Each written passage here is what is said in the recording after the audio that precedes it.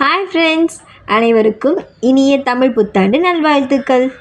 சித்திரை பிறந்தாலே நிறைய விசேஷங்களும் கோவில் திருவிழாக்களும் நடைபெறும். அதில் எனக்கு தெரிஞ்ச சில விஷயங்களை சொல்கிறேன். தானங்கள் செய்தால் சிறப்பாக வாழ்ந்து இறுதியில் சிவலோகம் செல்லலாம். சித்திரை குத்தனை விரதமிருந்து வழிபட்டால் கேது தோஷம் விலகும். என் மேஷராசியில் பிரவேசிப்பதே சித்திரை முதல் நாள் ஆகும். சித்திரை மாதத்தில் சுக்லபக்ஷத்தில் கிழமைகளில் விரதமிருந்து பார்வதியை வழிபட்டால் குடும்பத்தில் மகிழ்ச்சி நிலைக்கும். சித்திரை பௌர்ணமி அன்று குபேரனின் மனைவி சித்ராதேவியை நெய் தீபமேற்றி வழிபட்டால் செல்வம் பெருகும். சித்ரா பௌர்ணமி அன்று உப்பில்லாத சாதத்தை ஒரு முறை சாப்பிட்டால் ஆயுள் பலம் கூடும். சித்திரை பரணி நட்சத்திரத்தன்று பைரவரை நினைத்து விரதம் இருந்தால் காரிய தடை நீங்கும். பைரவருக்கு தயிர் சாதம் நைவேதனம் படித்தால் எதிரி பயம் நீங்கும்.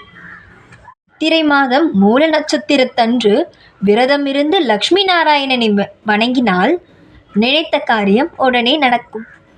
சித்திரை மாதம் சுக்லபக்ஷ திருதியை என்று பார்வதியை வணங்கினால் சிறப்பாக வாழ்ந்து நிறைவில் சிவலோகம் அடையலாம். சித்திரை முதல் நாளன்று கேரளாவில் கோயில்களில் பக்தர்களுக்கு ₹1 நாணயத்தை வழங்குகிறார்கள். இதற்கு கைநீட்டம் என்று பெயர். மீனாட்சி திருக்கல்யாணத்தை ஒருவர் நேரில் தரிசித்தால் கலத்திர தோஷங்களும் நாக தோஷங்களும் விலகும். மீனாட்சி திருக்கல்யாணத்தை ஒருவர்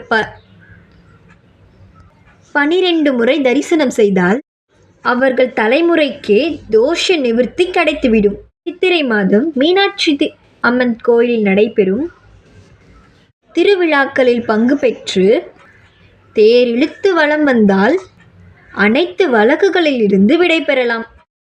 சிலப்பதிகாரத்தில் பூம்புகாரில் இந்திர விழா சித்திரை பௌர்ணமி அன்றுதான் நடைபெற்றதாக குறிப்பிடப்பட்டுள்ளது.